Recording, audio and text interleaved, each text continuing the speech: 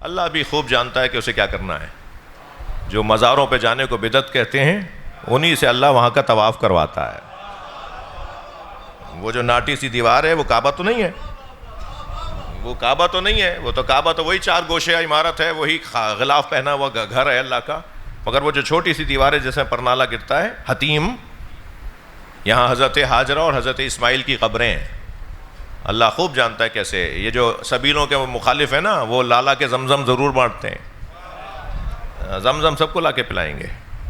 اللہ خوب مانتا ہے, جانتا ہے کہ اسے کیا کرنا ہے.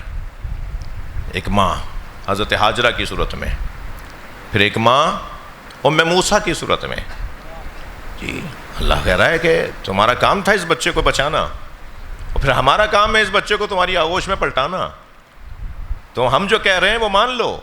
ایک صندوقچہ بناؤ, اس بچے کو دریا کے حوالے کر دو, صندوقچے کو میں لٹا کر صندوقچے کو دریا کے حوالے کر دو. کس دل سے حضرت حاجرہ نے, حضرت ام موسیٰ نے اپنے بچے کو, حضرت موسیٰ کو اس صندوقچے میں لٹایا ہوگا. اور پھر کنارے کنارے چل رہی ہیں, صندوقچہ تیرتا ہوا جا رہا ہے, نیل کے کنارے کنارے چل رہی ہیں. اچانک وہ ایک لہر آئی اور وہ صندوقچہ محل کے اندر چلا گیا, فرعون کے محل میں چلا گیا.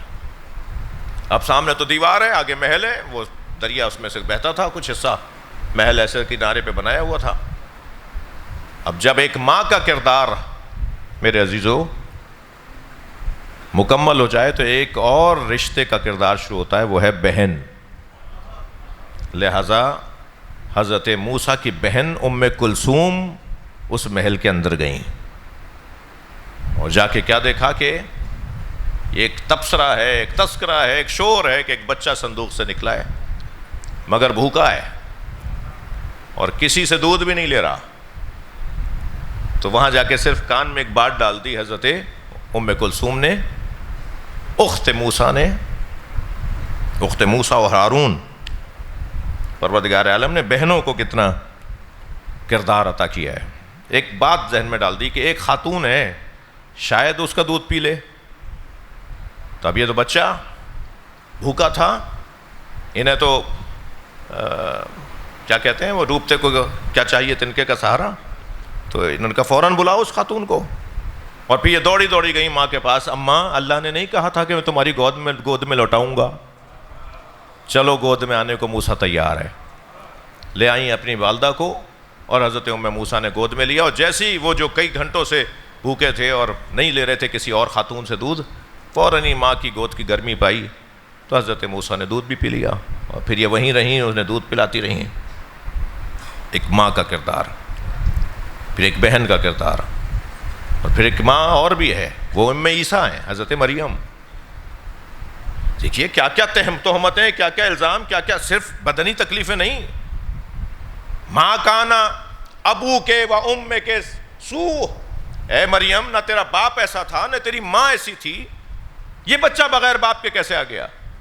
اور ادھر حضرت مریم کو حکم ہے کہ تمہیں خاموش رہنا ہے, جواب ہی نہیں دینا, چپ کا روزہ رکھو. ہمارا کام ہے کہ ہم جانتے ہیں کہ ہمیں کیا کرنا ہے. حضرت مریم خاموش ہیں, بار بار تہمت لگ رہی ہے, بار بار الزام لگ رہا ہے, یہ بچہ بغیر باپ کے کیسے آ گیا؟ تمہارا باپ بھی ایسا نہیں تھا, تمہاری ماں بھی ایسی نہیں تھی, یہ اتنے بڑے لوگوں کی اولاد ایسے کیسے ہو گئی؟ تو ایک مرتبہ حضرت مریم نے اشارہ کیا, فاشارت الیہ, بچے کی طرف اشارہ کیا. قرآن کہتا ہے تو وہ کہنے لگے کیا کہہ رہی ہو, کیا مطلب ہے, کیا اشارہ ہے یہ؟ کیف نکلم من کان فی المہد صبیا, یہ ہم سے کیسے بات کرے گا؟ کیا چاہتی ہو ہم اس سے بات کریں؟ ہم تم سے بول رہے ہیں, تم تو جواب نہیں دے رہی ہو, اور تم کہہ رہی ہو اس سے بات کرو, یہ کیا بات کرے گا؟ اس وقت حضرت عیسیٰ علیہ السلام گویا ہوئے, بولنے لگے, انی عبداللہ آتانی الکتاب وجعلنی نبیا, میں اللہ کا بندہ ہوں, مجھے کتاب دے کر بھیجا ہے, مجھے نبی بنا کر بھیجا ہے. حضرت مریم نے بھی بہت زحمت اٹھائی اپنی اولاد کی خاطر. ماؤں کا کردار عزیزو, میں ان بچوں جوانوں سے کہوں گا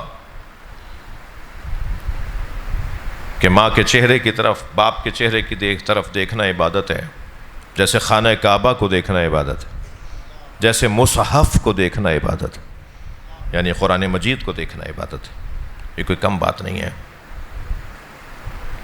قدر کریں ہم, اگر ہماری مائیں زندہ ہیں, ہمارے باپ زندہ ہیں, اور اگر دنیا سے چلے گئے تو یہ مت سمجھیے گا کہ اب ہمارا کوئی حق نہیں رہا ان کے اوپر, یا ان کا ہم پر حق نہیں رہا.